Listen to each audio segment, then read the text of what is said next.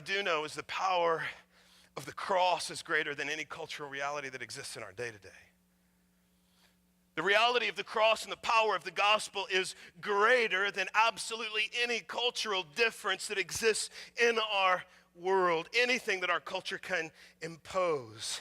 And so that whether material wealth, fame or lack thereof, whether intellect or ingenuity or lack thereof, whether professionally at the top of the ladder or the food chain or lack thereof, before God, we are merely sinners in need of the redeeming work of the cross of Christ. That's our identity.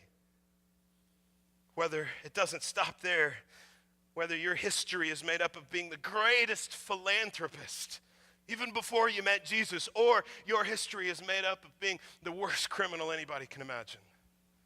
Before Christ, you are merely a sinner in need of the rescuing gospel for which he came, lived, died, and rose again victoriously.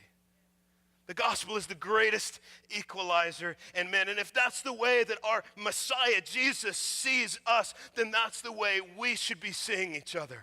Not based on their sin or their history or their ethnicity, but rather as people who gather together in need of the same Savior who came to rescue us. And that's a church that looks different, unfortunately, than our church does today, oftentimes in the West.